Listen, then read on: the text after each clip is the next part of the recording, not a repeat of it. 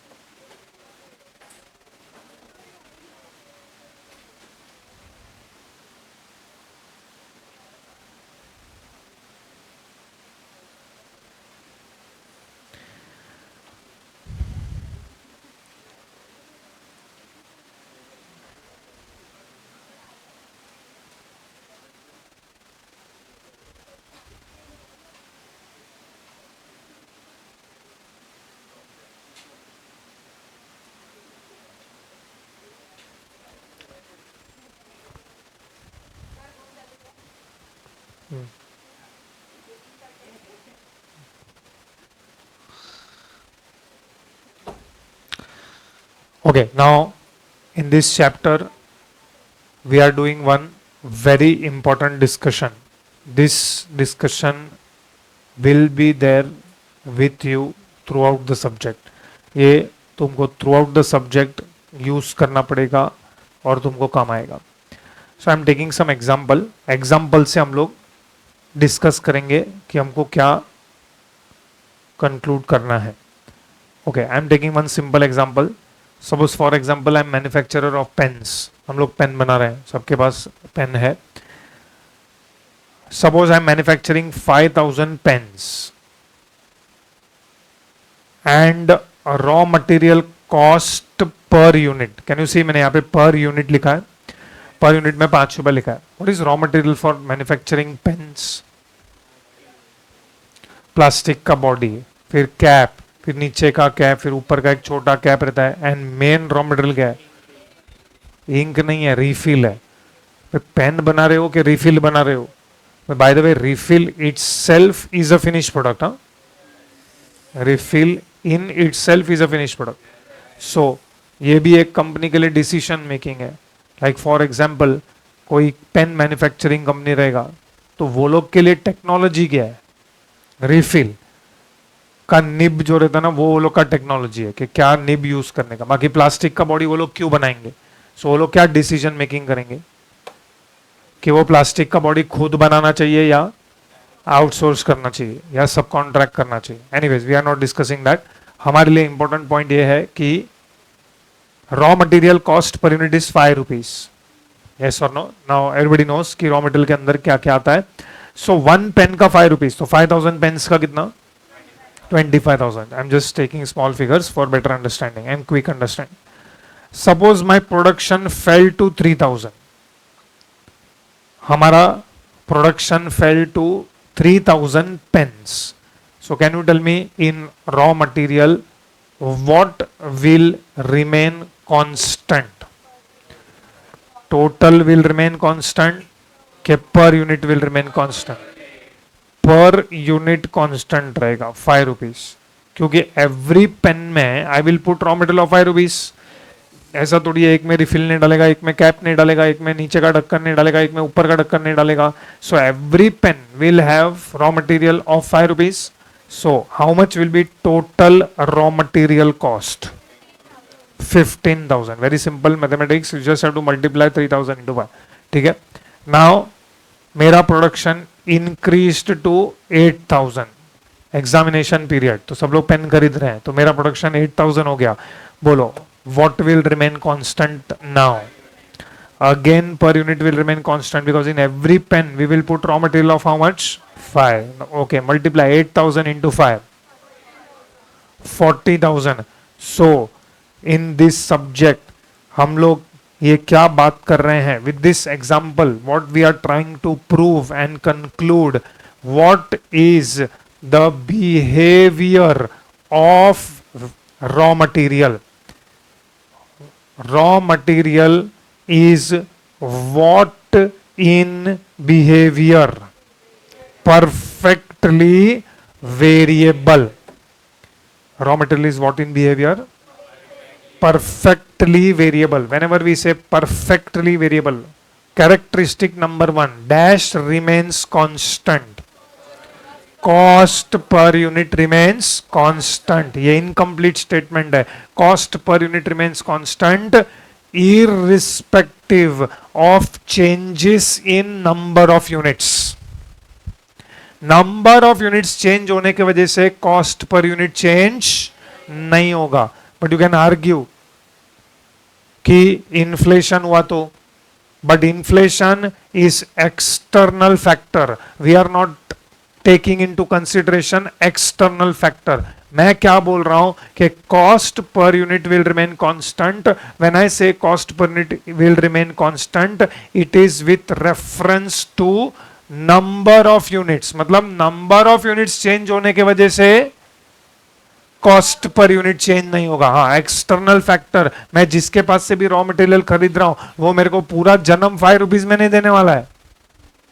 अरे कल जाके सप्लायर मेरे को बोलेगा raw material price has increase, 5 का 6 रुपया हो गया. बट ये जो इंक्रीज हो रहा है, क्या ये नंबर ऑफ यूनिट्स इंक्रीज होने की वजह से हो रहा है, और is it because of external factor? External. तो we are not discussing external factor here, we are discussing that number of units change होने की वजह से कॉस्ट पर यूनिट चेंज नहीं होगा.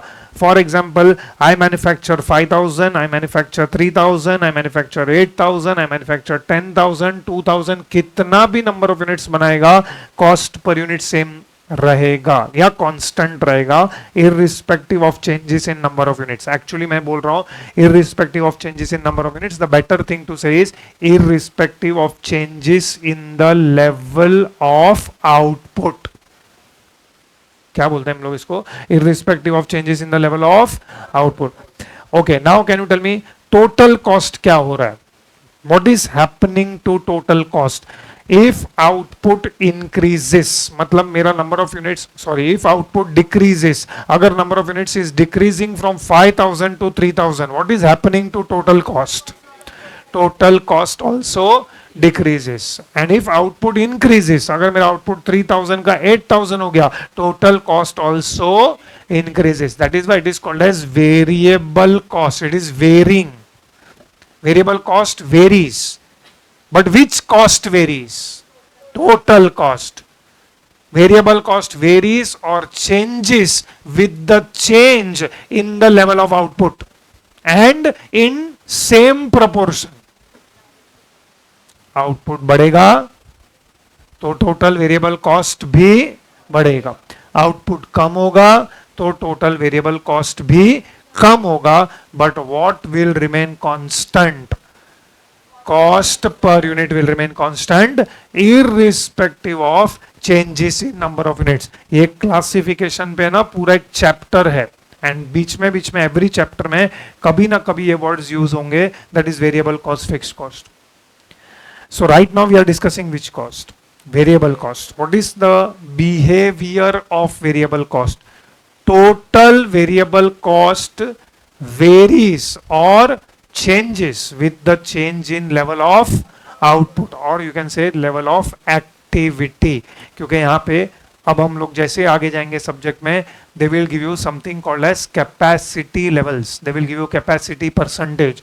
हम 50% कैपेसिटी पे काम कर रहे हैं, हम 100% कैपेसिटी पे काम कर रहे हैं, 90%, 80%, तो जिसको हम लोग लेवल ऑफ एक्टिविटी बोलते हैं. सो लेवल ऑफ एक्टिविटी कुछ भी रहेगा, cost per unit remains constant, but total cost will change और vary in the same proportion with the level of activity और लेवल ऑफ आउटपुट. ऐसे कॉस्ट को हम ये सब्जेक्ट में बुलाएंगे perfectly variable cost. Okay, next example I am taking is of factory rent. Same figures I am taking. Suppose we are manufacturing 5000 pens and मेरा total cost is 25,000 and per unit is 5 rupees. Now my production decreased to 3000. बोलो what will remain constant? 25,000 constant रहेगा कि 5 constant रहेगा? 25,000. That means what is remaining constant? Total cost. What is the conclusion? Factory rent is perfectly which cost? Perfectly fixed cost. Perfectly fixed cost में what remains constant? Total cost remains constant irrespective of changes in the level of output or changes in the level of activity. तुम 5000 pen बनाओ, तुम 3000 pen बनाओ, तुम 8000 pen बनाओ, या तुम घर पे बैठो, फैक्ट्री रेंट तो पे करना पड़ेगा. यस और no? Rent of this premises जिसमें लेक्चर कंडक्ट हो रहा है, दिस प्रीमाइसिस का rent is what for this organisation? Perfectly fixed cost irrespective of number of admissions. Rent तो पे करना ही पड़ेगा. यस और no? So rent is perfectly fixed cost. So how will you identify? क्योंकि वो लोग तुमको सामने से बोल नहीं देंगे कि ये फिक्स्ड कॉस्ट है, वेरिएबल कॉस्ट है, तुमको आइडेंटिफाई करना पड़ेगा. तो how will I identify perfectly variable cost? Any cost whose cost per unit remains constant irrespective of changes in the number of units, it will be called as which cost? Perfectly variable cost. तो वो देख के हमको समझ में आएगा कि इसका कॉस्ट पर यूनिट कांस्टेंट है. मैंने 5000 बनाया, 3000 बनाया, 8000 बनाया, ऑफ कोर्स फिगर्स अलग रहेंगे, बट मुझे पता चला कि कॉस्ट पर यूनिट 5 है, मैं इसको वेरिएबल कॉस्ट या परफेक्टली वेरिएबल कॉस्ट में क्लासिफाई करूंगा. But what are perfectly fixed cost? What will remain constant? Total cost. Again, when I say total cost will remain constant, it is with reference to number of units. External factor की वजह से change हो सकता है. ये premises का landlord आके बोलेगा नेक्स्ट ईयर से rent is increase by 5%, but this is the increase not because of increase in number of admissions. Suppose for example next year double हो गया एडमिशन, डज दैट मीन उसके वजह से उसने रेंट बढ़ाया? No, the rent has increase because of external factor. What is that external factor? Inflation. We are not talking about inflation और deflation जिसकी वजह से टोटल कॉस्ट बढ़ेगा या कम होगा. Today we are talking about, और when I am talking about कि total cost will remain constant, it means it will remain constant irrespective of changes in number of units. Units change होने के वजह से टोटल कॉस्ट चेंज नहीं होगा. अगर production zero भी है, मतलब तुमने फैक्ट्री बंद करके रखा है. बाय द वे, फैक्ट्री बंद क्यों करके रखा है? हॉलीडे में एक दिन बंद रहता है, सपोज एक महीना बंद रखा है, ऑफ सीजन है, मेरा सीजनल बिजनेस है, तो उसके वजह से प्रॉफिट, फैक्ट्री बंद है. Any other reason why factory बंद है? स्ट्राइक कर दिया, लेबर मान ही नहीं रहे हैं, तो एक महीना स्ट्राइक है, तो क्या फैक्ट्री रेंट जीरो हो जाएगा? Can I tell to the landlord ये साल या ये महीने में नो प्रोडक्शन हो रहा है, तो प्लीज एक महीने का रेंट मत लो, उसको कुछ लेना देना नहीं है. So right now total cost will remain constant. ऐसे कॉस्ट को हम कौन से कॉस्ट बुलाते हैं? Fixed cost. That is why this is called classification of cost according to behaviour of cost. How does the cost behave with the changes in number of units, there are certain cost जिसका total cost does not change with the change in number of units, ऐसे cost को हम कौन सा cost बुलाते हैं? Fixed cost. ऐसे cost which changes, of course total cost changes with the changes in number of units, ऐसे cost को हम कौन सा कॉस्ट बुलाते हैं? Variable cost. Is very important classification. चलो डिवाइड करो 25,000 divide by 3,000. Please use calculator. Be alert and ready when we start the lecture. 8.33. Don't be lazy, be fast. 8.33. चलो नेक्स्ट. 25,000 divide by 8,000. 3.125. तो what is the behaviour of cost per unit?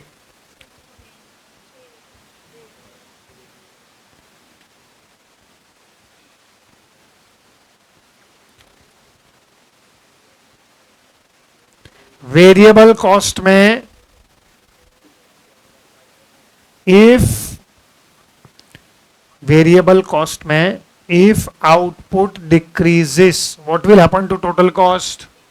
Decreases. Variable cost में if output increases, what will happen to total cost?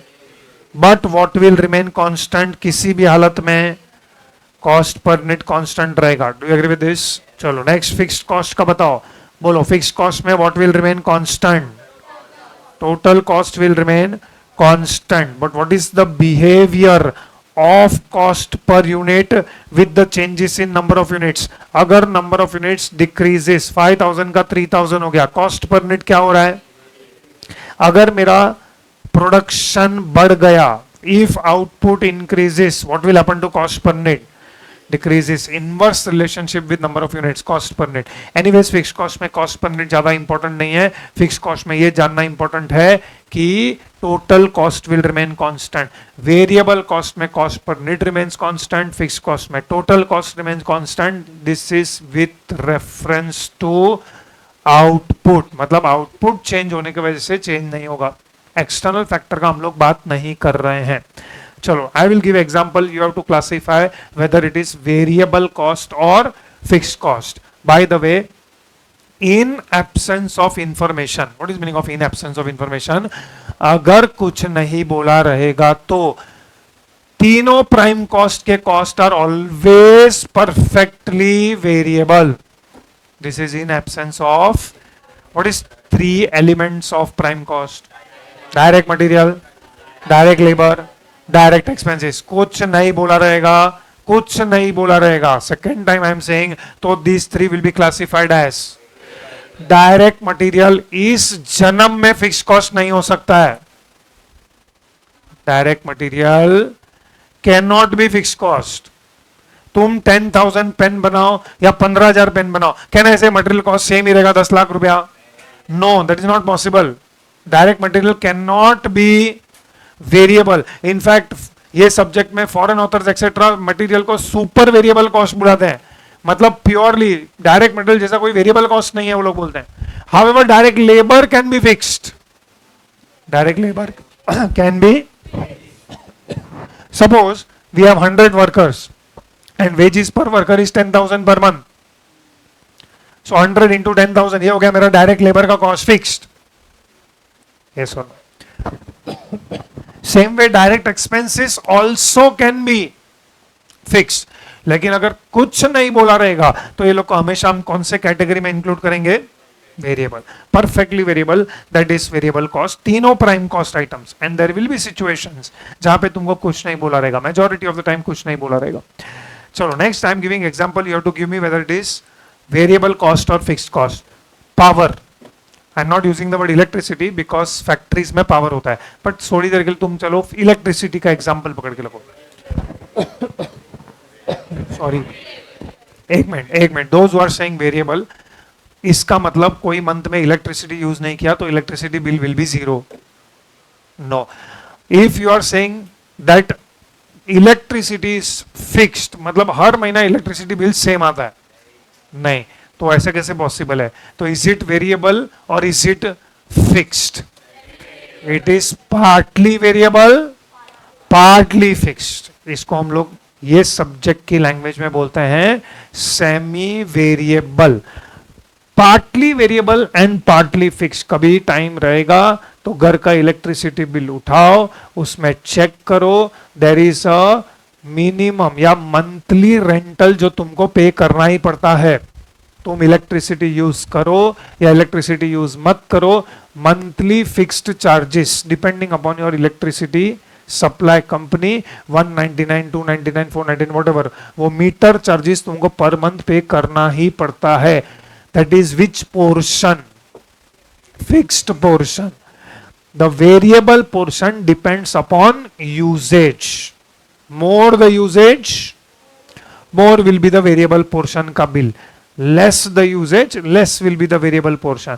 लेकिन electricity का जो cost है, और एक example दूंगा मैं, बट इलेक्ट्रिसिटी का कॉस्ट है या इलेक्ट्रिसिटी एक्सपेंस है, इसको हम लोग क्या क्लासिफाई करते हैं?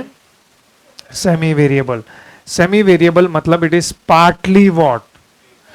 Partly fixed, partly variable. मतलब ऐसे कॉस्ट का अगर तुम कॉस्ट पर यूनिट कैलकुलेट करोगे ना 2 महीने का या 3 महीने का, तो neither cost per unit same रहेगा नॉर टोटल कॉस्ट सेम रहेगा। मतलब लास्ट 3 महीने का तुम तुम्हारे घर का इलेक्ट्रिसिटी बिल चेक करो, तीनों का अमाउंट सेम नहीं होगा। टेक्निकली तुम नंबर ऑफ यूनिट्स कंज्यूम्ड ले लो, number of units of electricity consume ले लो लास्ट 3 महीने का, वो कॉस्ट को या बिल को यूनिट से डिवाइड करो, तुमको पर यूनिट भी सेम नहीं आएगा। I don't know whether you followed what I said। तुम लास्ट 3 महीने का इलेक्ट्रिसिटी बिल उठाओ, लास्ट 3 महीने का तुम्हारा घर का इलेक्ट्रिसिटी यूनिट्स का कंजम्पशन वो बिल में लिखा रहता है, उसको डिवाइड करो तो पर यूनिट सेम नहीं आएगा। मतलब what is not same? Cost per unit same नहीं है, that means it is not perfectly variable, because अगर कॉस्ट पर यूनिट सेम आएगा तो we can say it is perfectly variable. तीनों महीने का इलेक्ट्रिसिटी बिल का अमाउंट सेम नहीं है, मतलब it is not perfectly fixed, because अगर परफेक्टली फिक्स्ड होता तो तुमने मीटर में सेटिंग किया है, मतलब कि हर महीना बिल सेम आ रहा है, वो पॉसिबल नहीं है। घर में मत करना ये सब, इलेक्ट्रिसिटी कनेक्शन में लफड़ा हो जाएगा। Anyways that is third category which is called as what? Semi variable. Example number 2 of semi variable, repairs and maintenance. Repairs and maintenance is also what? Semi variable. क्या लिखा है? रिपेयर्स एंड मेंटेनेंस है, it is not repairs और maintenance, it is repairs and. तो maintenance जो है ना वो फिक्स पोर्शन होता है generally. For example air conditioner है, एयर कंडीशनर का हम लोग ने ले लिया एएमसी, एनुअल मेंटेनेंस चार्जेस। तो एनुअल मेंटेनेंस चार्जेस पर एसी 700 रुपया, 3 एसी है 2100, पूरे साल का 2100 पे करो। हम रेगुलरली 2 बार आएंगे, एसी सर्विस करके जाएंगे। This is maintenance. Maintenance portion is always what? Fixed. Repairs portion is variable, क्योंकि हम रिपेयर कब करवाते हैं? जब खराब होगा तभी, जब नीड रहेगा तभी। अभी अचानक एसी बंद हो गया तो हम लोग किसी को बुलाएंगे, वो रिपेयर करके जाएगा, बोलेगा अभी मेरा 200 रुपया हो गया। तो that is the variable portion, that is semi variable. Okay, come to classification of cost. I think हमारा ये क्लासिफिकेशन बाकी था, इफ यू रिमेंबर। चलो फटाफट come to page number 5। Page number 5 में पॉइंट नंबर 3 सिर्फ तुमको पढ़ना है। Please read it carefully. This is very important classification of this subject, one of the second pillar of this subject. Example classification number 2 is first pillar, this is second pillar of this subject. ये बहुत ही important classification.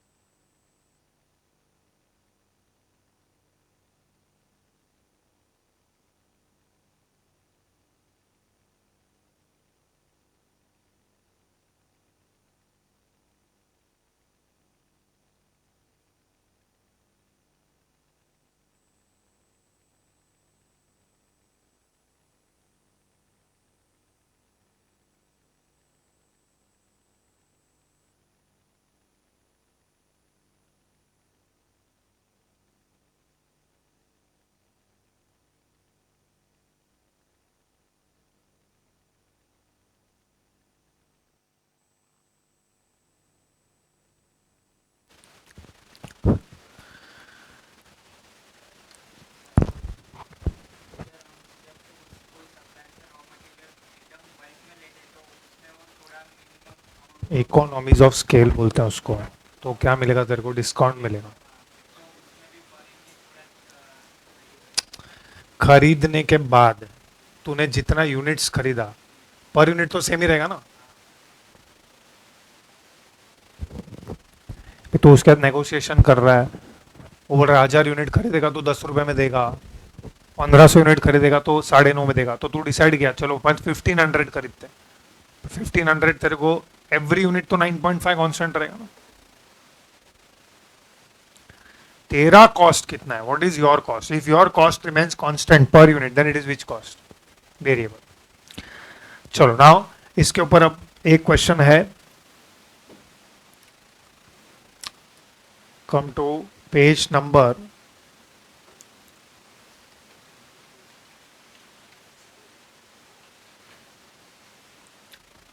25, question number 9। चलो be fast. Page number 25, question number 9। Atharva Pharma Care Limited produce uniform type of product and has a manufacturing capacity of 3000 units per week of 48 hours. What is meaning of manufacturing capacity? वो लोग ने लिखा है manufacturing capacity of 3000 units per week. What is meaning of manufacturing capacity 3000 units per week? अब it can produce how many units per week? 3000 of 48 hours. No factory will work all 7 days a week. हो सकता है they are working for 6 days per week, 8 hours per day, तो 48 hours ऐसा। तो ये just information है। From the records of the company, the following data are available relating to the output and the cost of 3 consecutive weeks. So they have given you week number 1 to 3. Week number 1 units manufactured 1200.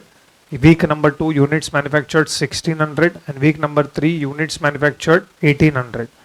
Direct materials for week number 1 is 9000, second week 12000 and third week 13500.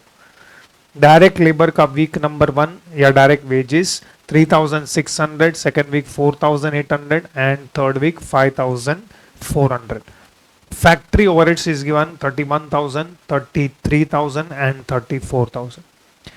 Assuming that the company charges a profit of 20% on selling price, what are you supposed to find out?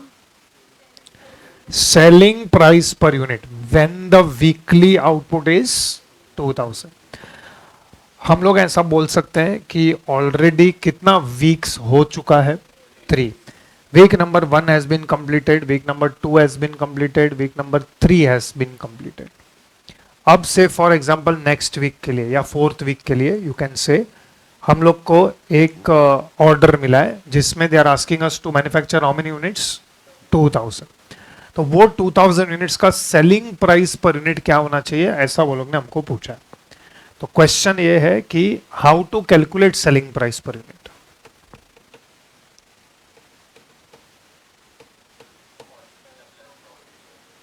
Cost plus profit. Okay, which cost? कौन सा cost लेंगे हम लोग?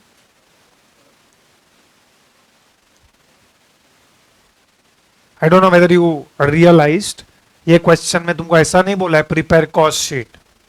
वो लोग ने क्या बोला है? Find out selling price per unit when the weekly output is 2000 units, ऐसा बोल के छोड़ दिया है। तो किधर भी ऐसा बोला नहीं है प्रिपेयर कॉस्ट शीट, बट मैं स्टिल पूछ रहा हूं how will you calculate the selling price?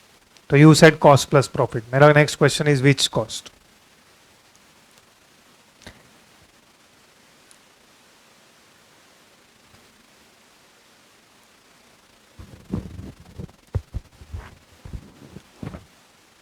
Because I already told you word cost is very vague. तुम ऐसा नहीं बोल सकते हो कॉस्ट, पर कौन सा कॉस्ट?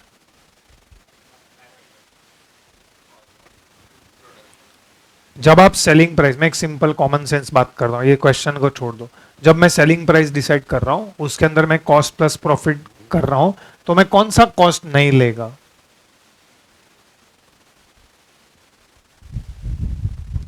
अगर तुम्हारा फीस डिसाइड किया गया है तो तुम्हारा फीस में ये टेक्स्ट बुक का कॉस्ट है कि नहीं है? हाँ। मुझे जो पे कर रहे वो है कि नहीं है? Assuming it is cost plus profit. ये प्रीमाइसिस का रेंट है कि नहीं है, इलेक्ट्रिसिटी है कि नहीं है, तो कौन सा कॉस्ट नहीं लिया रहेगा तुम्हारे हिसाब से? अच्छा, मार्केटिंग कॉस्ट नहीं लिया रहेगा, मतलब मार्केटिंग कॉस्ट ऑर्गेनाइजेशन बेयर कर रहा है, वो भी तुम्हारे फीस में से ही हम निकालेंगे। ओके, तो कौन सा कॉस्ट नहीं लिया रहेगा? अरे ऑल कॉस्ट लेंगे ना हम लोग, मैं सोच कर रहे हो ऑल कॉस्ट लेंगे हम लोग, अरे एक भी तो ही तो बिजनेस प्रॉफिट करेगा। अगर ऐसा कोई कॉस्ट है जो मेरे को पता नहीं है, उसको हम एबनॉर्मल कॉस्ट बोलते हैं। Abnormal expenditure loss by fire थोड़ी लेगा। तुम सेलिंग प्राइस कब डिसाइड करते हो? प्रोडक्ट बेचने के पहले के बेचने के बाद? इनफैक्ट बहुत जन तो बनाने के पहले सेलिंग प्राइस डिसाइड करते हैं, तो उसके पहले will you be able to know abnormal cost? What is example of abnormal cost? Loss by fire, कि भाई ये प्रोडक्शन करूंगा तो 7वें दिन आग लगेगा, मेरे को इतना लॉस होगा, तो वो भी सेलिंग प्राइस में लिख ही लेता हूं। No, so we will take which cost? अबे ऑल कॉस्ट ना। तो अभी बोलो ये क्वेश्चन में कितने कॉस्ट दिख रहे हैं? 3 कॉस्ट दिख रहे हैं। कौन से कॉस्ट दिख रहे हैं? Direct material. सेकंड कौन सा दिख रहा है? Direct wages and factory overheads. अच्छा, सपोज फॉर एग्जांपल ये क्वेश्चन में तुमको एडमिनिस्ट्रेशन ओवरहेड्स दिया रहता, तो वो लेने का कि लेने लेगा? ऑब्वियसली लेने का। सेलिंग ओवरहेड्स दिया रहेगा तो लेने का कि नहीं लेगा? ऑब्वियसली। सपोज फॉर एग्जांपल 2 रुपया पैकिंग का लग रहा है, तो वो लेंगे कि नहीं लेंगे? ऑब्वियसली लेंगे। तो ये तीनों, फिलहाल तो ये क्वेश्चन में ये 3 ही कॉस्ट है, इसको हम ऐड करेंगे तो क्या मिलेगा? Direct material plus direct wages, ये दोनों का total is called as which cost? Prime cost. Prime cost में फैक्ट्री ओवरहेड्स ऐड करेंगे तो फैक्ट्री कॉस्ट। और आगे का पूछा सब है क्या? Opening stock of finished goods, work in progress, वो सब नहीं है, तो यही हमारा कॉस्ट ऑफ सेल्स हो गया, यही सीओजीएस है, यही सीओपी है, तो डायरेक्टली हम इसको क्या बुला रहे हैं? Total cost. इसमें क्या ऐड करोगे? प्रॉफिट। तो क्या मिलेगा? हाँ, अब क्वेश्चन ये है डायरेक्ट मटेरियल कौन सा लूं? मतलब यहाँ पे 3 डायरेक्ट मटेरियल दिया है, 9000 भी दिया है, 12000 भी दिया है, 13500 भी दिया है, तो कौन सा लें? तीनों में का ऐड कर देते हैं? नहीं, तो एवरेज ले लेते हैं? नहीं, तो यहाँ पे जो डायरेक्ट मटेरियल कॉस्ट है, यहाँ पे जो डायरेक्ट वेजेस है, यहाँ पे जो फैक्ट्री ओवरहेड्स है, ये तीनों कॉस्ट जो तुम यहाँ पे ले रहे हो, these cost should be for how many units? 2000। तुम कौन से यूनिट्स का सेलिंग प्राइस डिसाइड कर रहे हो? 2000। तो यहाँ पे जो मेरे को डायरेक्ट मटेरियल चाहिए वो कितने यूनिट्स का होना चाहिए? 2000। यहाँ पे जो डायरेक्ट वेजेस कर रहे हो कितने यूनिट्स का होना चाहिए? 2000। एंड लाइकवाइज फैक्ट्री ओवरहेड्स भी कितने यूनिट्स का होना चाहिए? 2000। चलो, how to find out direct material for 2000? हमको जो डायरेक्ट मटेरियल दिया है 9000, that is for how many units?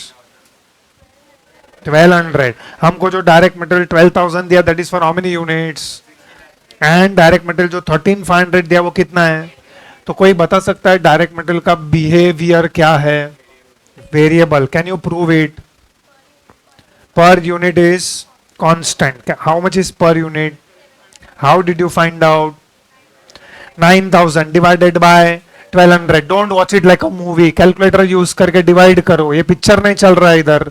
This is not law का लेक्चर कि मैं ही बोल रहा है और तुम कुछ बैठे। It is practical subject, you have to use calculator. Calculator बचते रहना चाहिए पूरे लेक्चर में और क्लास में। 9000 डिवाइड बाय 1200, बोलो कितना होता है? 7.5। Divide 12000 divide by 1600, 7.5। 13500 divide by 1800, बोलो कितना होता है? तो what is the conclusion? Direct material is variable in behaviour. Do you agree with this? Why? Cost per unit is constant irrespective of changes in number of units. तभी मैंने पहले ही बोला cost variable है कि फिक्स है, और तुमको identify करना पड़ेगा, क्वेश्चन नहीं बोलेगा। ओके, नाउ हम कितना यूनिट्स बनाने वाले हैं?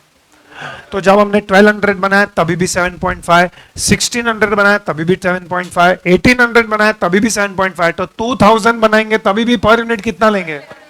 7.5। तो बोलो 2000 यूनिट्स का material cost, direct material cost total कितना आएगा? 15,000। इधर तक समझ में आया? चलो, can you tell me what is direct wages? Direct wages is variable. Is it because nothing is given और can we prove it? We can prove it. बोलो 3600 wages is for how many units? 1200। तो per unit कितना है? 3। 4800 is for 1600, again 3 rupees, and 5400 is for 1800, that is for how many units? Rather 5400 for 1800 units, also 3 rupees per unit. So इससे भी हम क्या conclude कर सकते हैं? Direct labor is what? Variable cost. Direct labor अगर variable है because its per unit is constant, तो हमको 2000 units का चाहिए, तो हम 2000 units बनाएंगे तो भी per unit कितना होने वाला है? 3. तो बोलो total कितना होगा? तो 2 cost हो गया.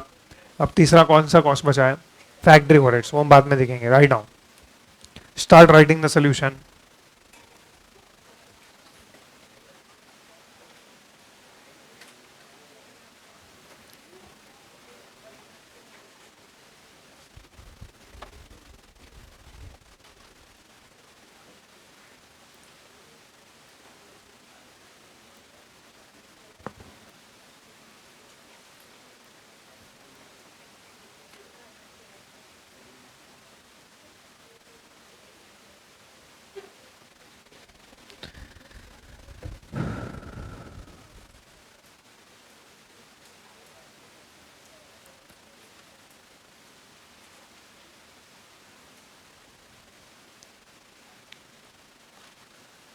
Write down point number 1, direct materials.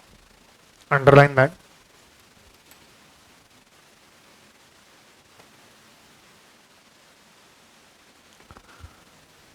Can you make formula for cost per unit? How much, what divided by what? Total cost divided by number of units. Write down cost per unit is equal to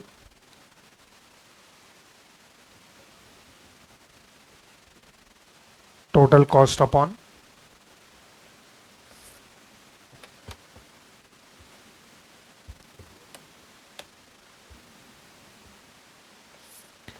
number of units.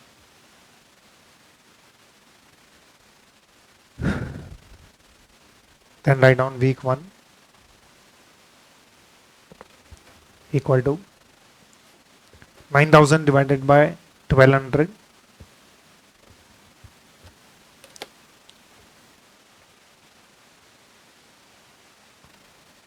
Same line equal to 7.5 per unit. चलो वैसे ही उसके नीचे week 2 and week 3 करो.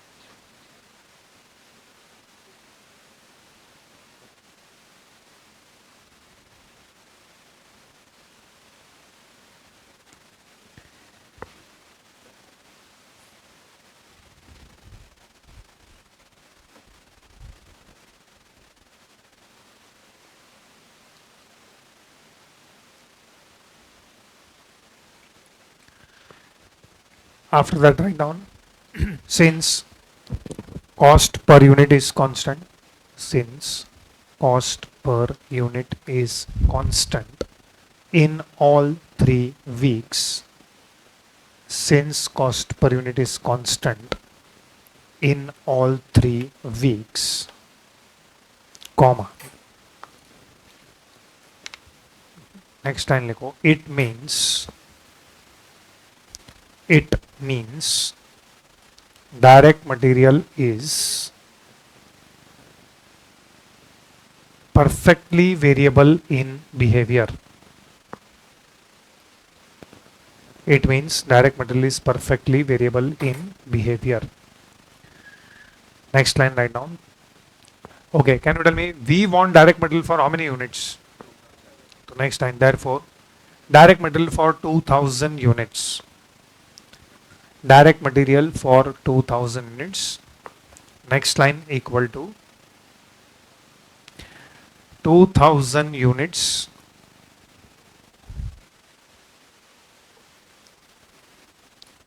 into, बोलोगे into कितना? 7.5 per unit. That is equal to 15,000 rupees. 15,000. Okay. Same way जैसे तुमने direct material लिखा, same way write down direct wages. Same presentation what we have done for direct materials, do it for direct wages.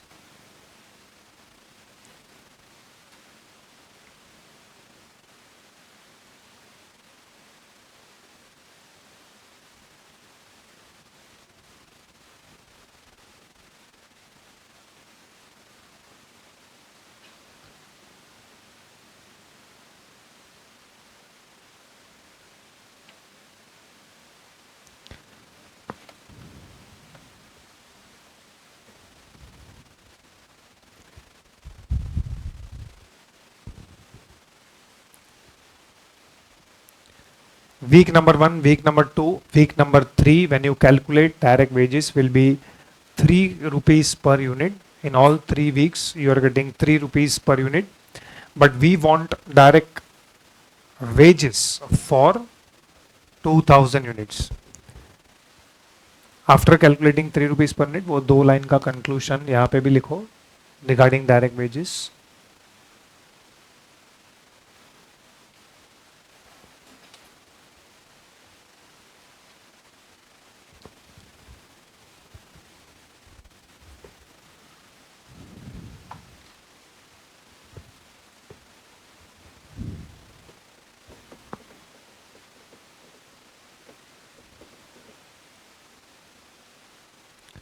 So direct wages for 2000 units is equal to 2000 units into rupees 3, that is equal to rupees 6000. Okay, after you complete direct wages, continue writing point number 3, factory overheads. Okay, before we write anything regarding factory overheads, because we have already completed direct material and direct wages, look at factory overheads. How much is factory overheads in week number 1? 31,000. Week number 2 में कितना है? 33,000. And week number 3 में it is 34. Is factory overheads fixed? कैसे पता चला factory overheads is not fixed? Total cost is not constant. अगर factory overheads तीनों week में 30,000 होता तो we would have concluded that factory overheads is fixed. Now let us see whether it is variable. What is the test that we should apply for calculating whether it is variable? Per unit calculate करने का, जैसे हम लोग ने material और wages में किया है. So week number 1, week number 2 and week number 3.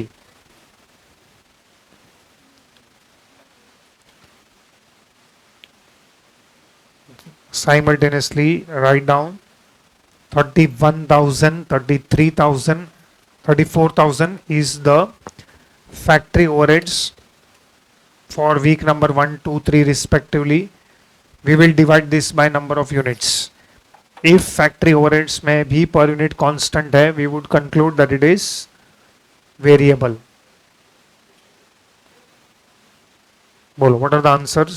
First week का factory overheads per unit 25.8 333 per unit.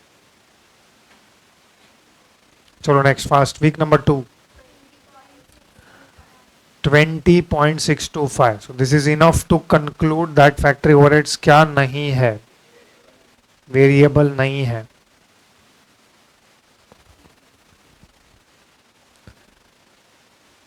और क्या लिखेंगे? थर्ड वीक में what is answer?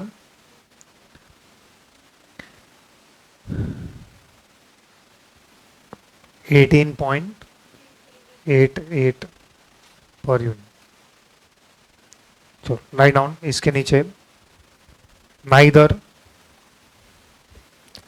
Total cost is constant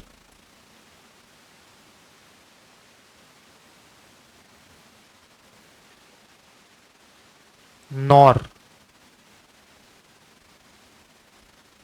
cost per unit is constant. Neither total cost is constant nor cost per unit is constant. Next line, it means it is neither perfectly fixed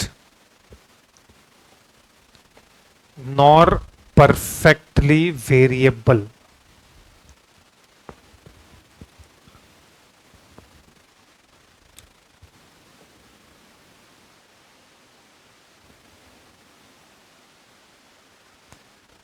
okay, stop writing. See here, अभी मैं जो सिखा रहा हूँ वो नहीं तो कम से कम 3 से 4 चैप्टर में हम लोग को करना पड़ेगा. So you have to learn once and for all कि what is the logic and then I will give you the formula. लेकिन डायरेक्टली फॉर्मूला हम लोग नहीं, हम लोग डिराइव करेंगे. चलो, वीक नंबर 1 का फैक्ट्री ओवरहेड्स कितना है? 31,000. वीक नंबर 2 का फैक्ट्री ओवरहेड्स कितना है? 33,000. एंड वीक नंबर 4 का, सॉरी वीक नंबर 3 का 34,000. Now we know it is neither perfectly fixed, because अगर ये फिक्स्ड होता तो तीनों वीक का टोटल कॉस्ट सेम रहता. पर यूनिट भी सेम नहीं है. Just now we have calculated per unit, it is not same. Okay, now ये जो फैक्ट्री ओवरहेड्स है, if it is not perfectly fixed and if it is not perfectly variable, it means it is partly variable, partly fixed. Okay, what is meaning of partly variable, partly fixed? मतलब can we say it is semi variable?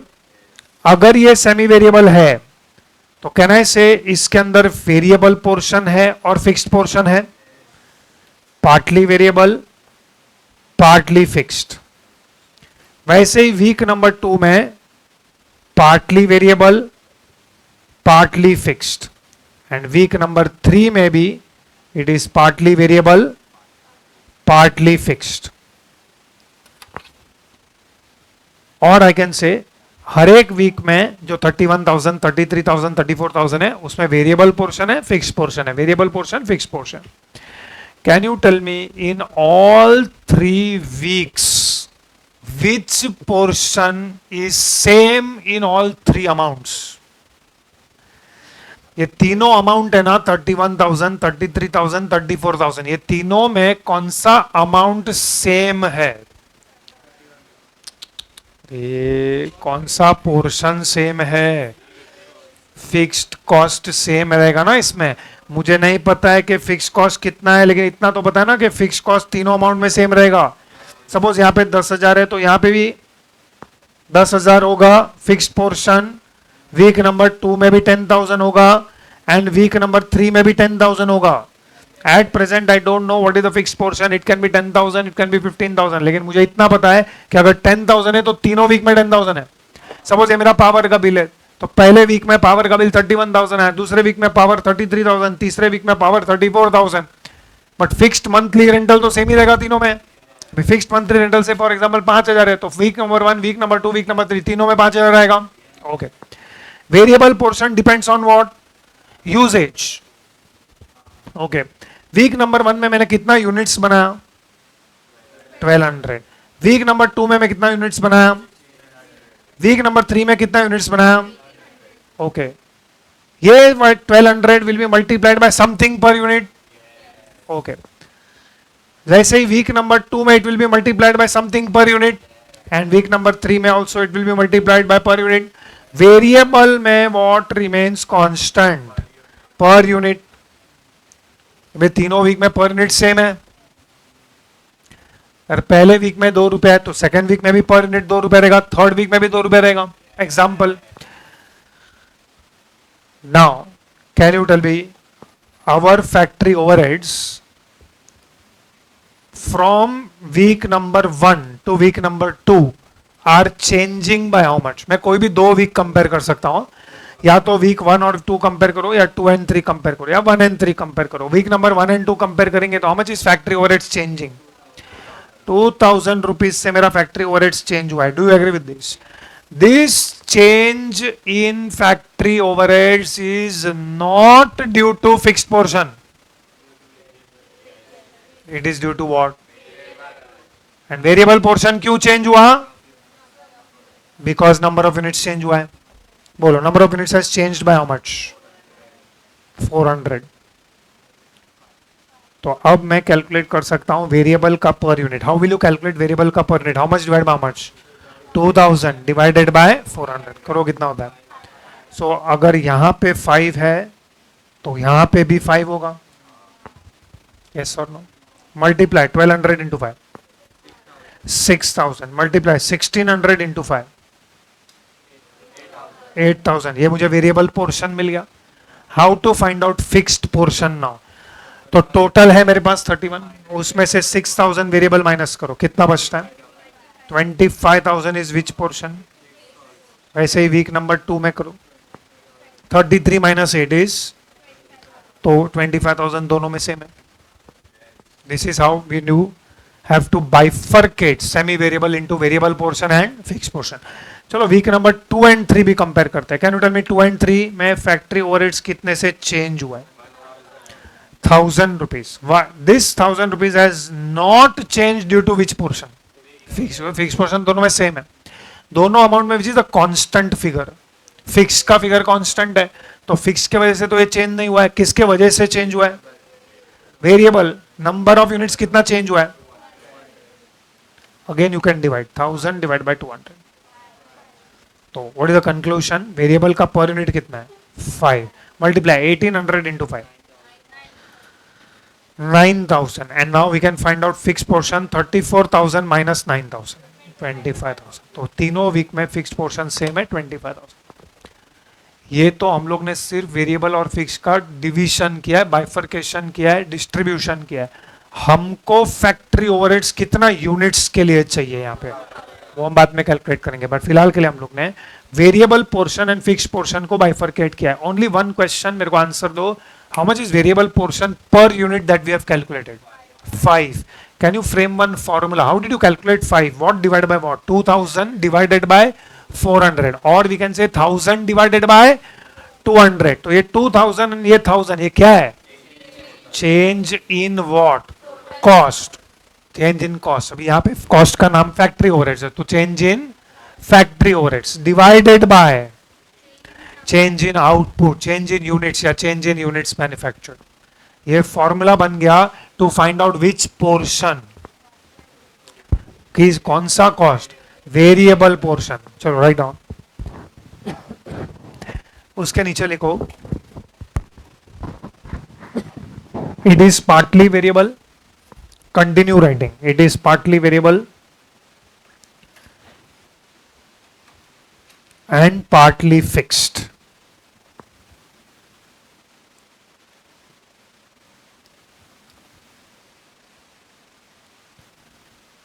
एक line छोड़ के लिखो point number A, calculation of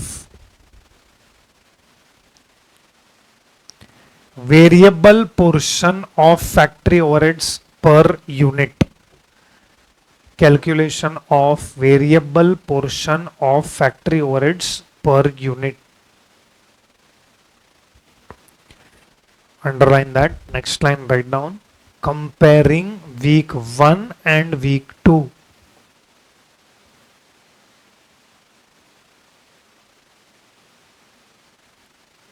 comparing week 1 and week 2, comma, next line write down, change in factory overheads is equal to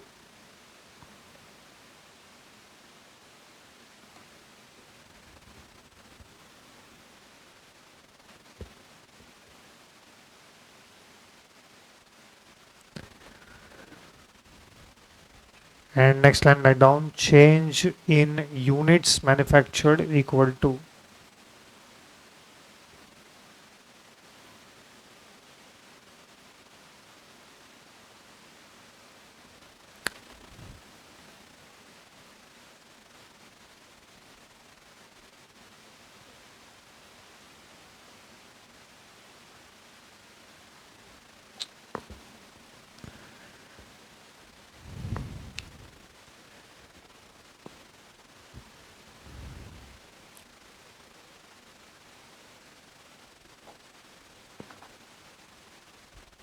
next line लिखो, therefore variable portion of factory overheads per unit, therefore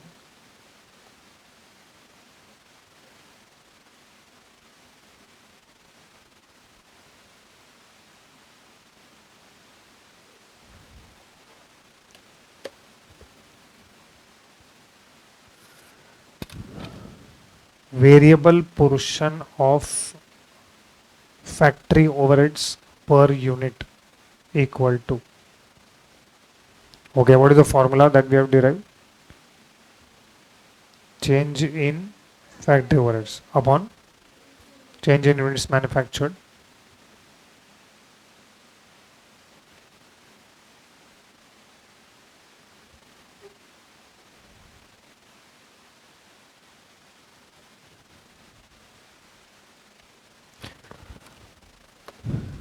okay, just once for our understanding हम लोग compare कर रहे हैं, otherwise it is not required to be written in exam. एक line छोड़ के लिखो comparing week 2 and week 3, comparing week 2 and week 3. चलो write it yourself. You may not write the formula again, क्योंकि formula already हम लोग ने एक बार लिख दिया है. बाकी का you can present it in the similar manner. Change in factory overheads.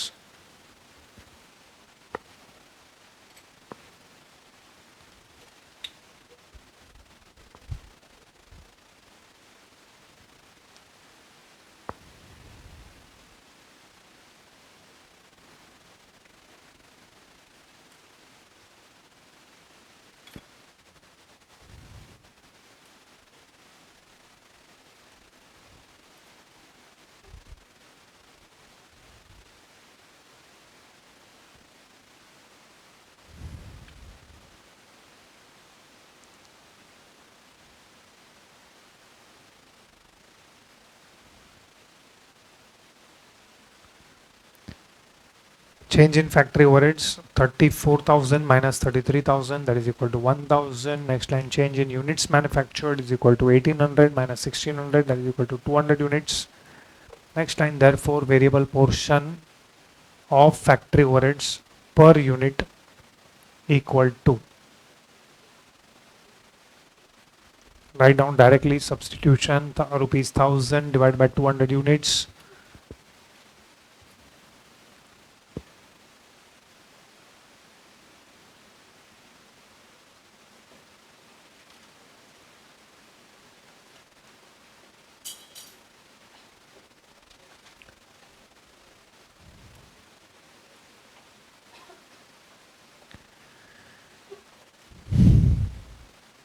एक लाइन छोड़ के write down point number B,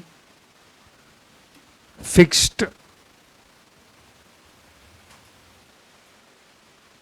portion of factory overheads.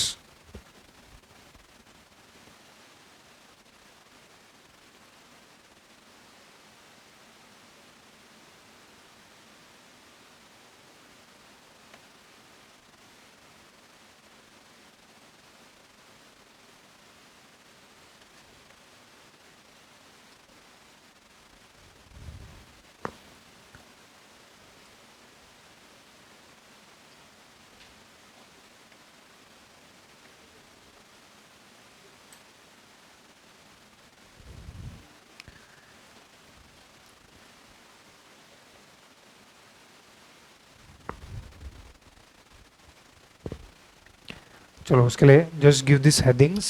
Week total variable at the rate of 5 per unit. How to calculate fixed portion is equal to what minus what? Total minus variable. We know week number 1 total is 31,000, week number 2 total is 33,000, and week number 3 34,000.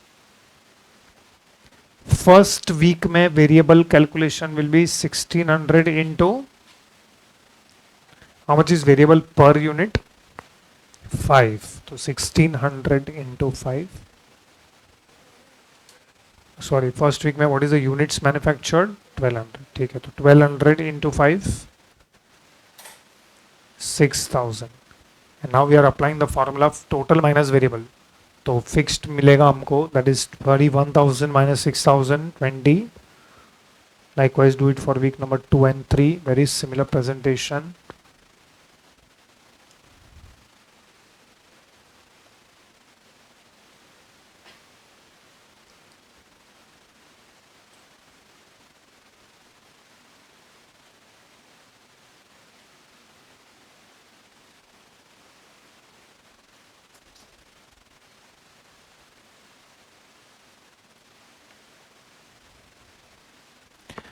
Okay, but ultimately we want factory overheads for how many units?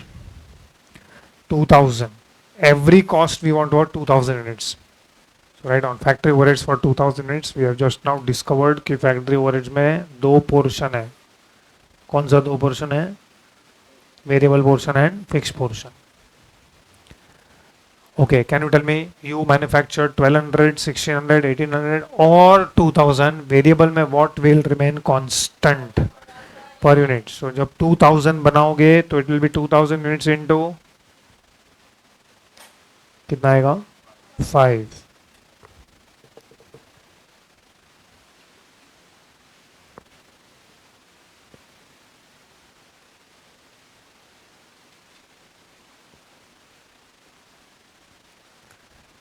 So variable portion का amount is 10,000 and fixed portion में what will remain constant total cost, which is how much 25,000.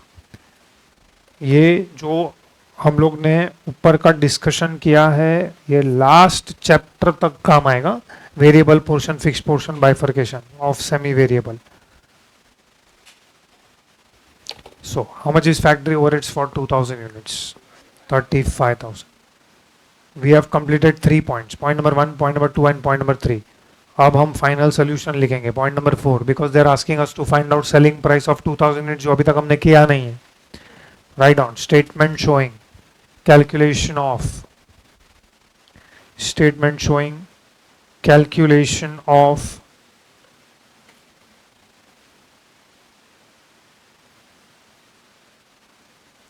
selling price per unit when the weekly output is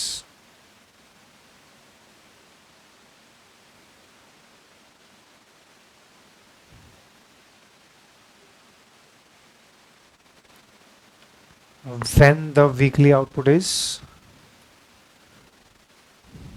2000 units.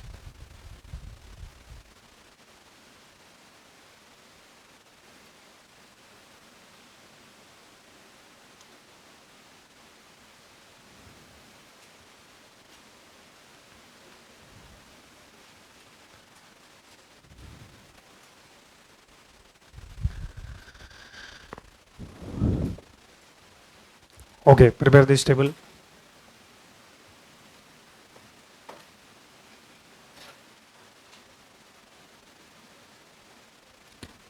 In this, whatever we are writing, that is for how many units? 2000 units.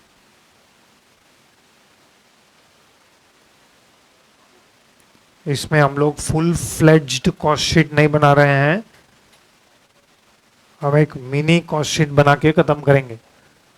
Concept वही है, मतलब flow of cost वही रखना है हमको, just that we are not calling it as cost sheet.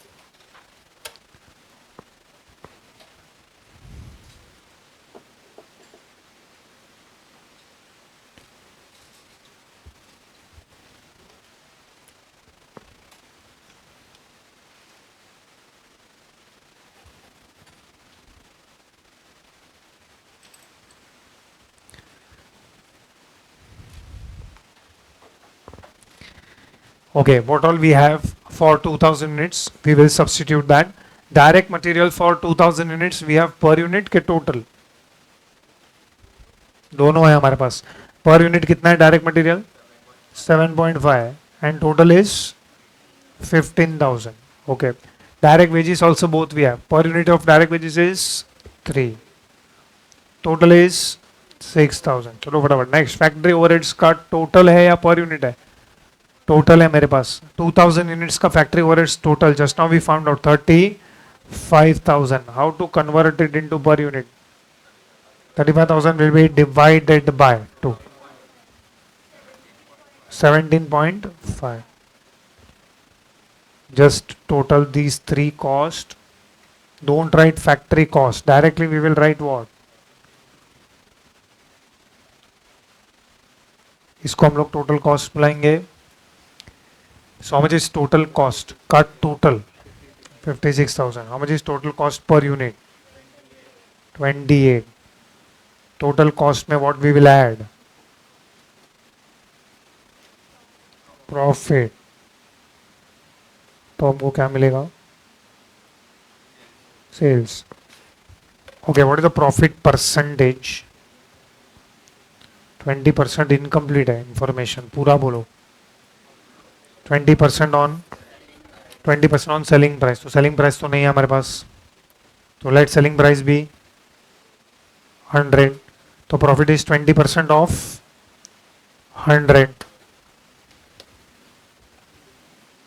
तो how much is cost?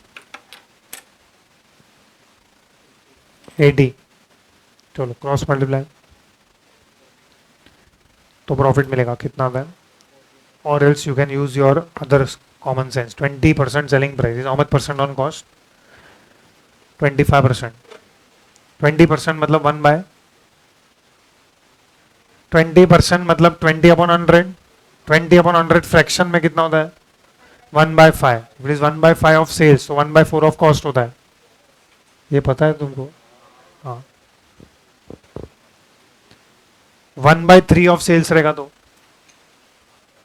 1/2 of cost हो जाता है. ये पता है तुमको? ठीक है.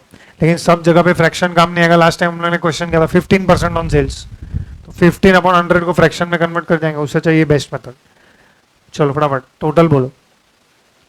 70,000. सब कुछ पर यूनिट में कन्वर्ट करो.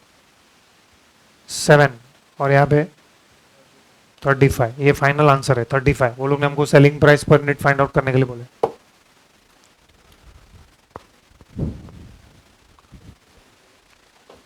ओके नाउ ये एग्जाम में अगर ये सेम क्वेश्चन आया ना तो इतना बड़ा सोल्यूशन लिखने का जरूरत नहीं है. सपोज यही क्वेश्चन 5 मार्क के लिए आता है तो ये एक ही क्वेश्चन हमको एग्जाम में सॉल्व नहीं करना है. तो डोंट, ये हम लोग ने कॉम्प्रिहेंसिव सोल्यूशन लिखवाया है. तो ये 3 वीक का कैलकुलेट करके नहीं बताने का, एक ही बार कैलकुलेट करवाने का. Cost per unit 7.5. वैसे ही लेबर में फिर बाद में हम लोग ने लिखा ना since direct material is cost per unit is same, it वो सब ज्ञान एग्जाम में नहीं बांटना है हमको. फटाफट कैलकुलेट करने का. फिर ये सब भी कैलकुलेट करने का जरूरत नहीं है, पर यूनिट कैलकुलेट करके दिखाने का जरूरत नहीं है. फिर उसके नीचे हम लोग ने जो कंक्लूजन लिखा वो नहीं, डायरेक्टली ये फॉर्मूला लिखने का, सब्सटीट्यूट करने का, आंसर लेके आने का. You have to make your solution small, मतलब थोड़ा थोड़ा कम करते जाने का, जो जो जरूरी है वही लिखने का. जस्ट यहाँ पे कॉम्प्रिहेंसिव तुम्हारे पास होना चाहिए, इसके लिए हम लोग ने डिटेल में लिखा है.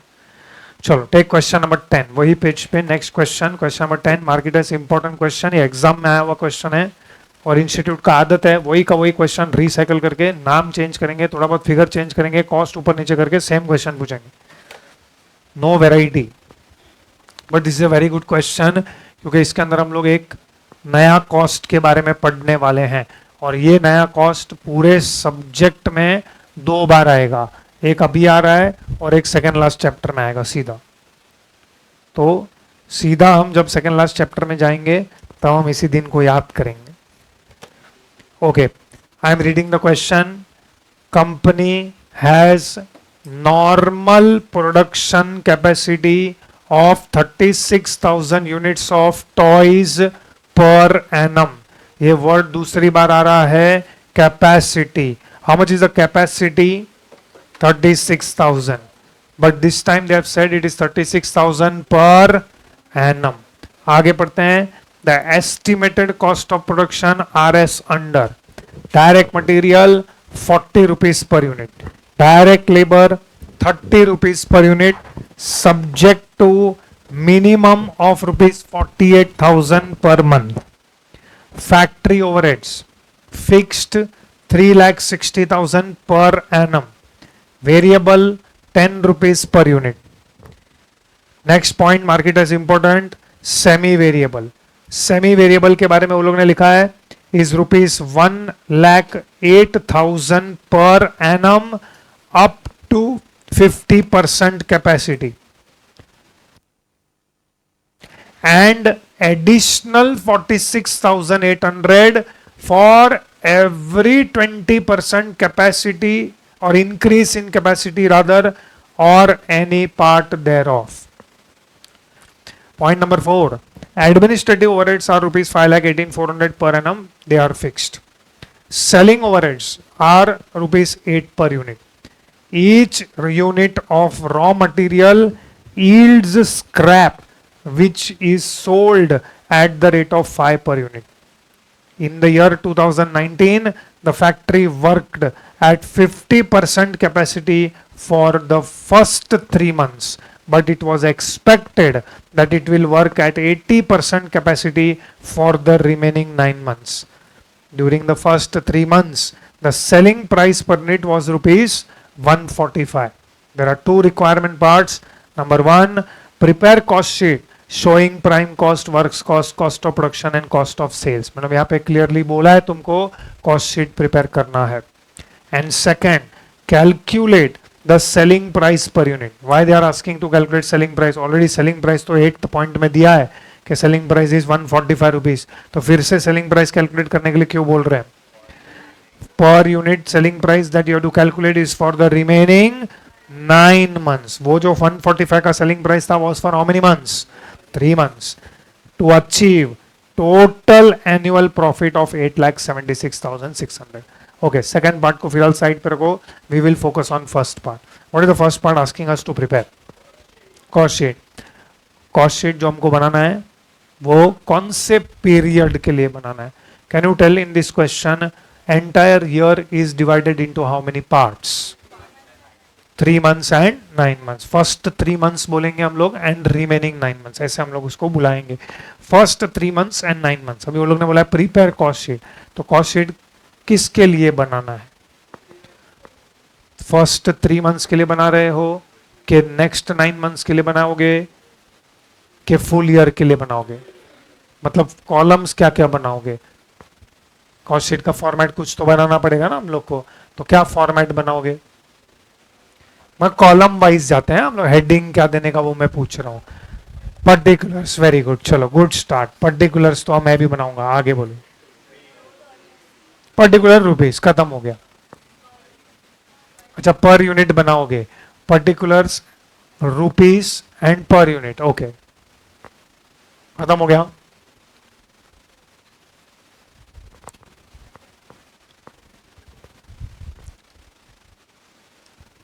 Okay can you tell me cost sheet start किससे होगा?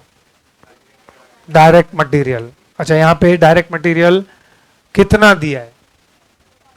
40 मत बोलो, उसके आगे भी कुछ लिखा है. हाँ तो ये 40 पर यूनिट. तो ये 40 कौन से कॉलम में लिखोगे?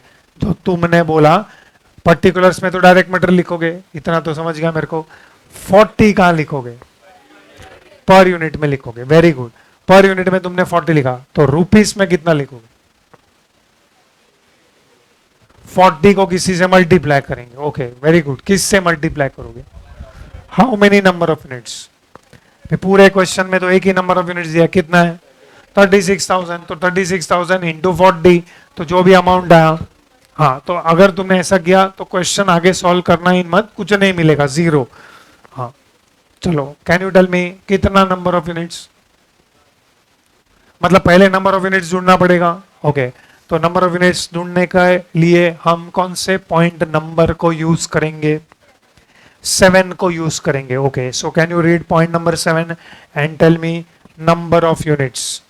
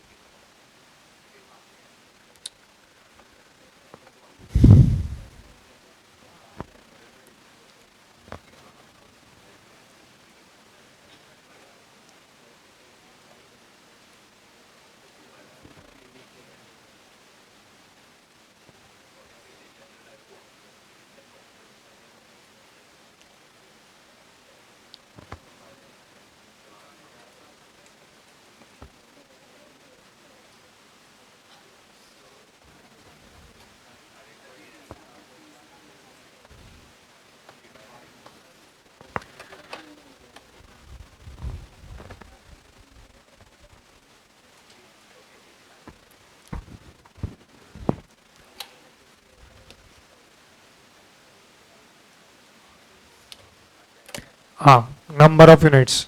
एनीबॉडी नंबर ऑफ यूनिट्स का कुछ आंसर मिला? 26,100. ये 26,100 फर्स्ट 3 months का है कि रिमेनिंग 9 months का है? फुल ईयर का है. तो फुल ईयर का 26,100 किसी को तो मिला, तो कैन आई मल्टीप्लाई 26,100 इंटू 40?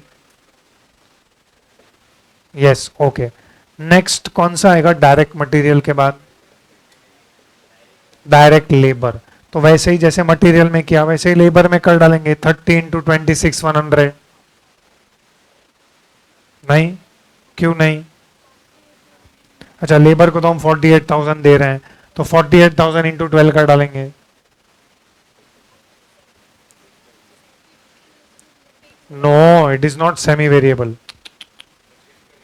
अच्छा, मतलब उसको हम 30 रुपया भी दे रहे हैं प्लस 48,000 भी दे रहे हैं, वो भी पर मंथ, वो लेबर है। एग्जाम में बाय द वे फॉर्मेट किसको डिसाइड करना पड़ेगा? कि नीचे क्वेश्चन के नीचे लिख के आएगा हिंट, ये फॉर्मेट बनाओ। फॉर्मेट तो हमको ही डिसाइड करना पड़ेगा ना कि क्या फॉर्मेट बनाने का है। तो ऐसे अतरंगी क्वेश्चन एग्जाम में आते रहते हैं। चलो राइट डाउन, छोड़ो, लिखो, नहीं तो तुम लोग डिमोरलाइज हो जाओगे। हो गए, ठीक है, wait for other chapters. Write down point number 1। By the way, point number 1 requirement part number 1। ये 1 ऐसे ही दिखना मांगता है। तुम बड़ा रोमन 1 डालेंगे, ये 1 डालेंगे, ये सब अलाउड नहीं है। मैं तो रहेगा तो पेपर चेक ही नहीं करेगा, वापस आ। चलो write down. Obviously this is professional exam, this is not some BCom exam के तुम उधर भी कुछ भी लिखेगा। इनफैक्ट उधर कुछ नहीं लिखेगा तो भी पास कर दे, बोला छोड़ो, कौन वापस पेपर चेक करेगा इसका। Write down cost sheet for the month, sorry year 2019। Cost sheet for the year 2019।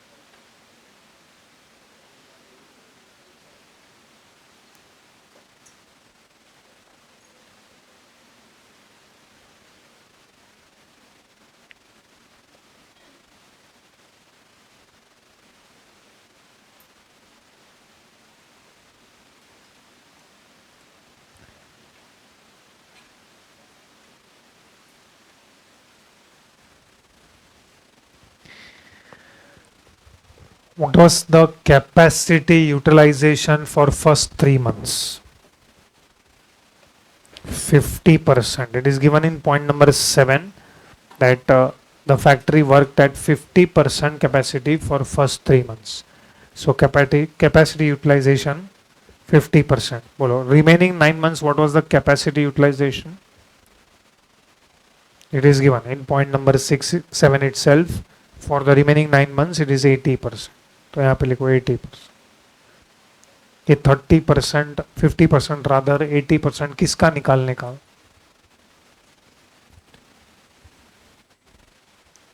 ये 50%, 80% किसका निकालने का? 36,000। How much is normal capacity of the company? 36,000 per annum ना। ओके, तो नंबर ऑफ यूनिट्स कैलकुलेट करने के लिए we have to prepare note number 1। ये जो हेडिंग लिखा ना तुम लोगों ने 5 लाइन का, उसके नीचे कॉस्ट शीट बनाने को हम लोग को टोटल 15 लाइन्स चाहिए। 15 लाइन का कॉस्ट शीट है, उसके नीचे लिखो working slash notes. Maximum 15 lines, उससे ज्यादा कॉस्ट शीट नहीं लगेगा।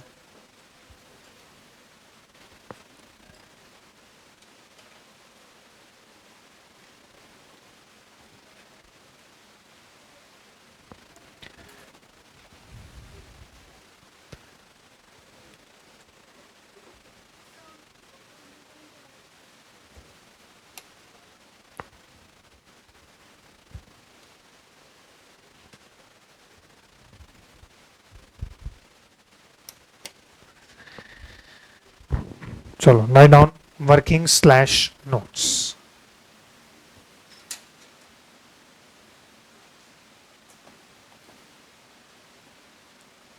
What is our first working note? First working note में फर्स्ट वर्किंग नोट का कुछ तो हेडिंग देना पड़ेगा. What is number of what are we calculating in first unit? Units to be produced, units produced and sold. Right now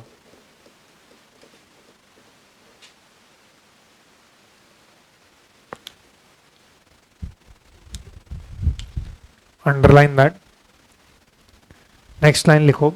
normal production capacity equal to 36,000 units per annum.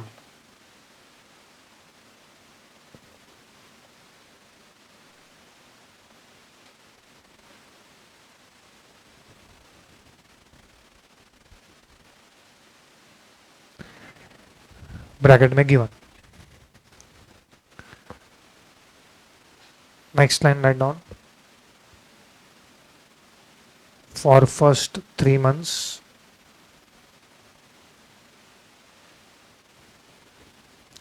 okay, can you tell me for first 3 months factory was working at what percentage capacity? 50%. 50% of what? 36,000. But 36,000 is per annum, no? We want for how many months? So into 3 by 12.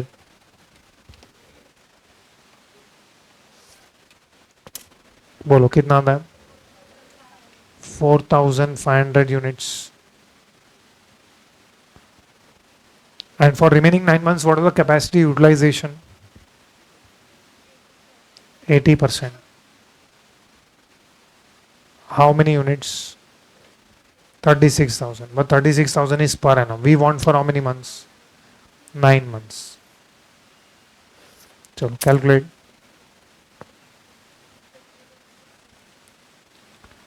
$21,600.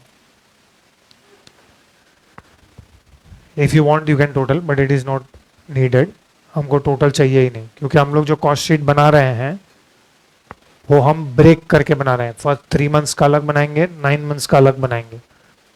And as and when we start preparing you will understand why we have prepared it separately. 4,500, 21,600.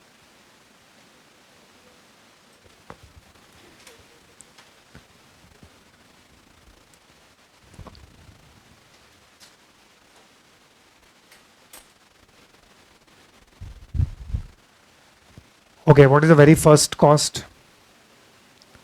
Write down.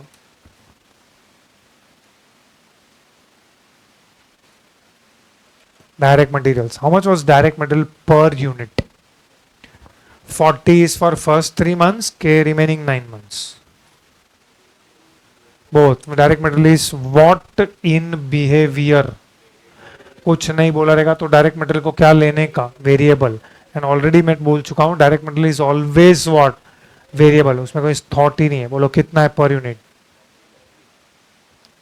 तो दोनों जगह पे 40 लिखो. बोलो ये 40 को किससे multiply करेंगे? 4,500 for first 3 months and 21,600 for remaining 9 months. Multiply fast. Be fast. Don't be like senior citizens. Slowly everything you're doing. फटाफट करो. बोलो पहले वाले का आंसर कितना है? 1,80,000. रिमेनिंग 9 months का कितना है? 10 lakh? 8,64,000. Now listen very carefully. Point number 6 पढ़ो. Each unit of raw material yields scrap which is sold at the rate of 5 rupees per unit. Is this sale of scrap? मैं एक चीज 2 बार नहीं पूछेगा. Is this sale of scrap? Each unit of raw material yields scrap which is sold at the rate of 5 rupees per unit. Is it sale of scrap? तो तीसरे attempt में click हुआ कि ये सेल ऑफ स्क्रैप है। हमारे पूरे cost sheet में सेल ऑफ स्क्रैप कितनी बार आता है? 2 बार। पहला कौन सा स्क्रैप है? दूसरा फैक्ट्री स्क्रैप। फैक्ट्री स्क्रैप नाम रखो। तो ये कौन सा स्क्रैप है? कैसे पता चला? क्या लिखा है? अच्छा, मतलब every unit of raw material को तुम स्क्रैप करते हो।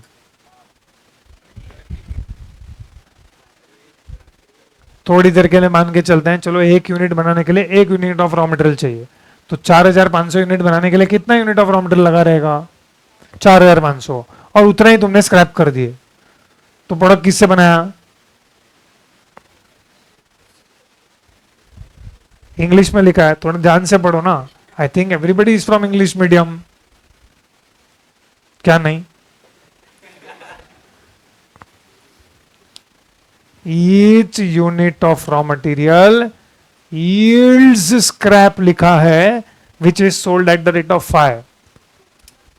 तो this is sale of raw material scrap कि this is sale of factory scrap? तुम्हारे हिसाब से क्या है वो बताओ।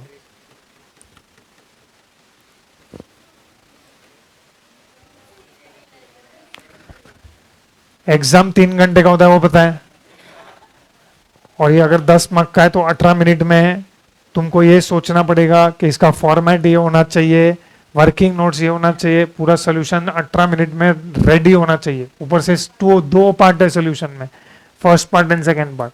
तो हम लोग ये नहीं डिसाइड कर पा रहे हैं कि ये कौन सा स्क्रैप है। अगर हम एग्जाम में यहां तक पहुंचे तो हमको ये सोचना पड़ेगा कि ये कौन सा स्क्रैप है।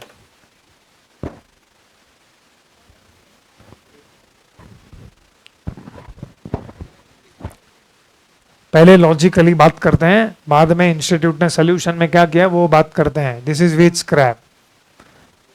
छोड़ो, तुम क्या डिसाइड करोगे। मेरे हिसाब से if you ask me personally, I will take this as factory scrap, because each unit of raw material yields scrap लिखा है। मतलब जब हम each unit of raw material को प्रोसेस करेंगे तो इट विल यील्ड स्क्रैप, जिसको हम 5 रुपए में बेचेंगे, तो इसको फैक्ट्री स्क्रैप मानना चाहिए। अब बात करते हैं इंस्टीट्यूट ने क्या किया है। इंस्टीट्यूट ने, बिकॉज इट इज May 19 का क्वेश्चन, हर एग्जाम के बाद सजेस्टेड आंसर आता है। वो सजेस्टेड आंसर में इंस्टीट्यूट ने दोनों तरीके से सोल्यूशन दिया है कि रॉ मटेरियल स्क्रैप रहेगा तो ऐसा, ऑल्टरनेटिवली, मतलब पूरा सोल्यूशन लोग ने लिटरली 2 बार लिखा है। तो जिसने रॉ मटेरियल स्क्रैप करके सॉल्व करेगा उसको राइट मिलेगा कि नहीं मिलेगा? मिलेगा। फैक्ट्री स्क्रैप करके क्या रहेगा तो मिलेगा कि नहीं मिलेगा? मिलेगा। तो तुम बच गए। तो मेरे हिसाब से अभी हम तो 2 बार लिखेंगे नहीं। We will take this as which scrap? Factory scrap, because institute ने वो सोल्यूशन दिया है जो मुझे थोड़ा लॉजिकल लगता है, तो हम लोग इसको फैक्ट्री स्क्रैप में ही कंसिडर करेंगे। Bye the way, factory scrap हम लोग किसके बाद माइनस करते हैं?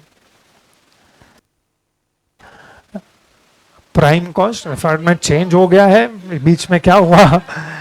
Okay, suddenly format has been change without my notice.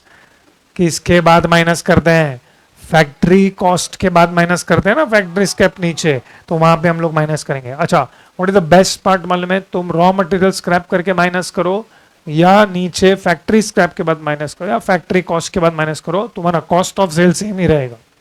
क्या? हाँ, कैसे सेम रहेगा बोलो? सब चीज में नंदी बैल की तरह मुंह हिलाओगे?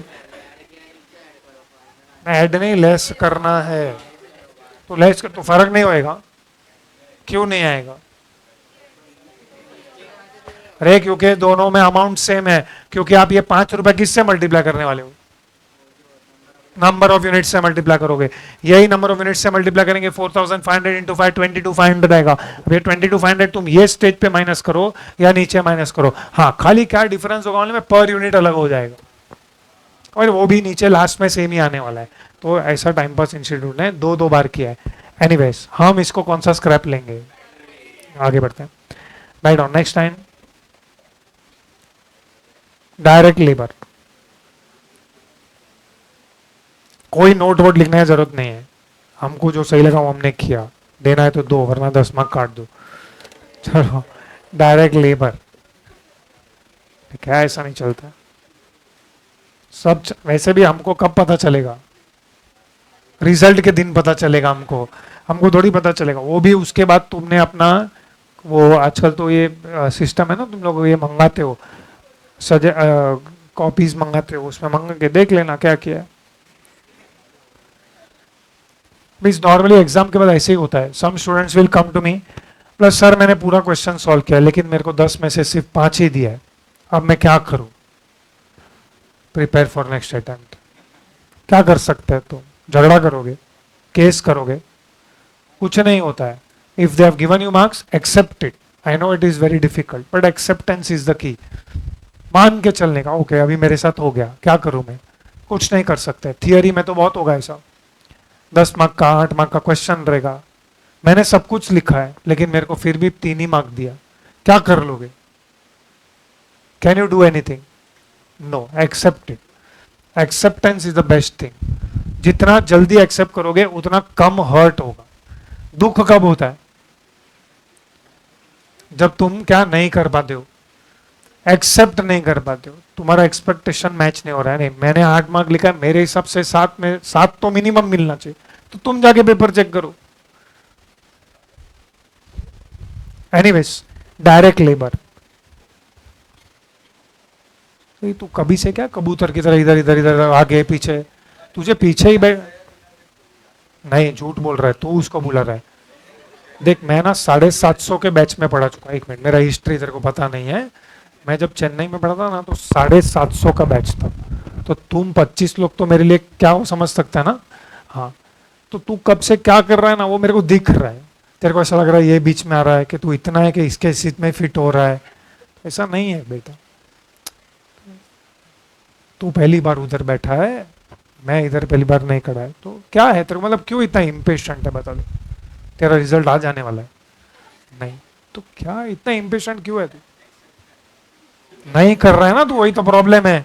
मैंने तेरे को बोला तू डिस्टर्ब कर रहा है या हो रहा है, नहीं मैं किधर हो रहा हूँ, पीछे से बुला रहा है, तूने एक्सेप्ट नहीं किया तो मैं तेरे को करवा रहा हूँ। हो गया ना एक्सेप्ट, दे गुड। ऐसा रिजल्ट के दिन भी एक्सेप्टेंस लाना अपने अंदर। चलो नहीं ओके, मेरे पास टाइम नहीं है, sorry. Direct labour 30 per unit. Okay, can you tell me, जो हम लोग ने डायरेक्ट मटेरियल में किया है, can I same way do it for direct labour? मतलब आगे का लाइन हम काट देते हैं एग्जाम क्वेश्चन में से, this is not important for me. ये क्या लिखा है? सब्जेक्ट टू, मतलब तुम क्वेश्चन का आंसर देने के पहले सोचते नहीं हो, क्या उल्टा करते हो, पहले आंसर दे देते बाद में सोचते हैं। एग्जाम में भी ऐसा ही होता है। Subject to minimum of 48,000. What does that mean? Okay, let us try. Can you tell me first 3 months में what was the production? Okay, how much is per unit? 30. तुमने लेबर को क्या बोला है? लेबर को क्या बोला है? 30 रुपया पर यूनिट मिलेगा, तो 4,500 उसने बनाया, तो इंटू 30 करो कितना होता है? What is 1,35,000? What for 3 months? Direct labour. लेकिन लेबर को हमने क्या बोला है? मिनिमम 45,000 मिलेगा, टेंशन मत ले, मिनिमम समझता है। 48,000, what is minimum?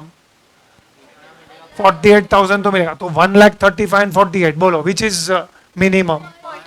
Per month है, हमको कितना मंथ्स का चाहिए? 3 months, so multiply 48,000 into 3, 1 lakh. पहले कितना है था? 1,35,000 एंड ये जो है ना 1,35,000, listen carefully, this is based on what? Per unit. इसको हम बोलते हैं labour is paid on output basis. Labour को पे करने का 2 तरीका है। लेबर को हम कौन से तरीके से पे कर सकते हैं? Number 1, labour can be paid on output basis. Second, labour is paid on time basis. Labour is paid on what basis? Time basis. Per day, per hour, हम लोग को पर आवर मिलता है लेकिन हम लेबर नहीं है, पर आवर मिलता है। कारपेंटर एक्सेट्रा को पर डे मिलता है, फिर फैक्ट्री एक्सेट्रा में काम करेंगे तो पर मंथ मिलता है। ये जो पर डे, पर मंथ, पर वीक, पर आवर, ये सब कौन सा बेसिस है? Time basis. अब उसको क्या बोला? 30 रुपीज पर यूनिट मिलेगा, तो 4,500 इंटू 30 आया 1,35,000, लेकिन टाइम बेसिस पे कैलकुलेट किया तो 48,000 इंटू 3 इज 1,44,000। तो बोलो लेबर को कितना मिलेगा? वाई मिनिमम इतना तो मिलेगा ही। मतलब कम से कम 1,44,000. So which amount you will select? Whichever is higher. देखो, डायरेक्ट लेबर ब्रैकेट में लिखो नोट 2. चलो write down note 2. Direct labour, underline that. Next line में लिखो फॉर फर्स्ट 3 months. चलो फटाफट right fast. For first 3 months. Next line.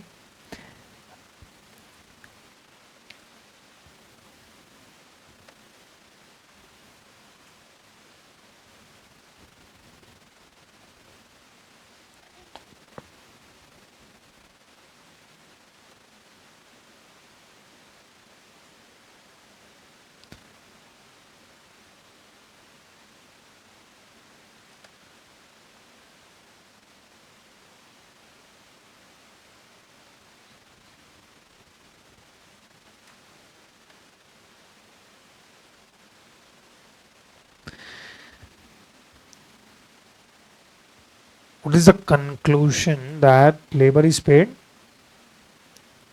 whichever is higher.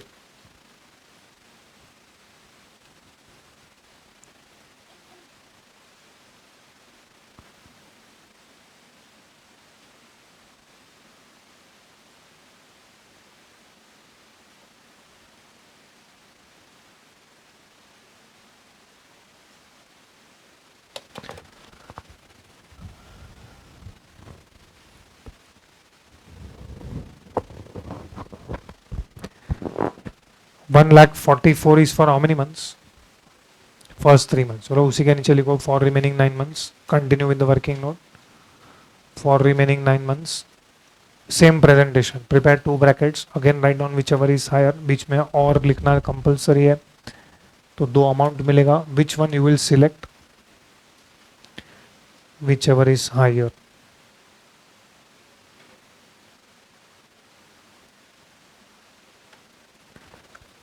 First bracket. Okay, what was production for remaining 9 months? 21,600 into rupees 30 per unit, or rupees 48,000 into 9 months. Whichever is higher. वो लिखूंगा फिर से, whichever is higher. Remaining 9 months में भी whichever is higher ही हम लोग select कर रहे हैं, तो लिखना जरूरी है. Okay, give me 2 amounts. पहला 21,600 इंटू 30, 6,48,000 और 4,32,000. बोलो कौन सा? मिनिमम 4,32. तो मिनिमम ना 4,32. नहीं, ये कम से कम इतना मिलेगा, लेकिन अभी उसने ज्यादा प्रोडक्शन किया तो 6,48,000. Come to main cost sheet. बोलो फर्स्ट 3 months में लेबर कितना लिखेंगे? And remaining 9 months 6,48,000. Now be careful. Can I write per unit दोनों जगह पे 30? किधर 30 नहीं लिख सकते.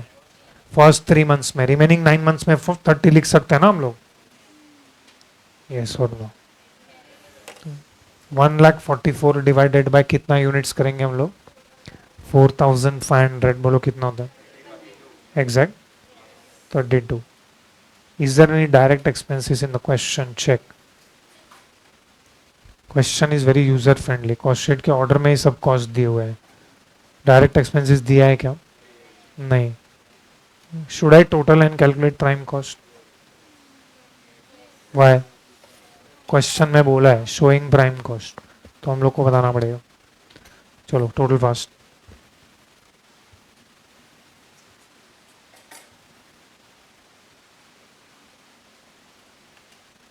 बोलो प्राइम कॉस्ट का टोटल कितना है? 3,24,000. पर unit is 72. Next 15,12,000 per unit 70. चलो बी फास्ट. बोलो प्राइम कॉस्ट में नेक्स्ट क्या ऐड करेंगे? Factory overheads.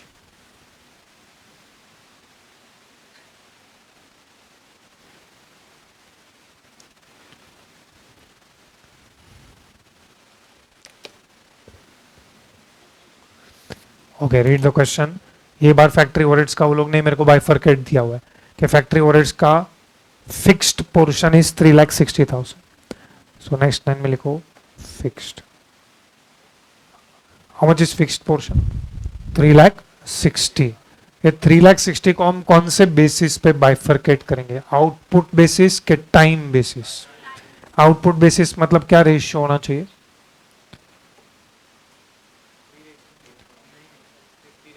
4,500 is to 21,600। तुम लोग क्या इसको रिड्यूस कर रहे थे कब से? डायरेक्टली बोलने का 4,500 इज टू 21,600, लेकिन अगर टाइम बेसिस पे किया तो 3:9। तो फिक्स्ड को कौन से बेसिस पे हम लोग डिस्ट्रीब्यूट करेंगे? टाइम बेसिस पे। तो बोलो 3,60,000 3:9 में डिवाइड करो 90,000 एंड 2,70,000। बोलो 90,000। Now we can divide it by number of units. 90,000 will be divided by 4,500। बोलो कितना होता है? 20। Okay, 2,70,000 divided by 21,600, 12.5। What is the next one? Variable. Variable का per unit कितना है? 10.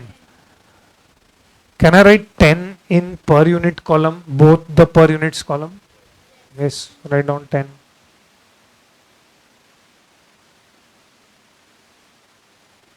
Multiply करो 4,500 into 10 is 45,000. 21,600 into 10, 2,16,000. Which is the next cost?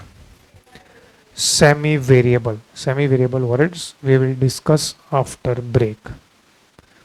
तो एक ब्रेक लेते हैं हम लोग 10 मिनट का। सेमी वेरिएबल को ब्रेक के बाद डिस्कस करेंगे।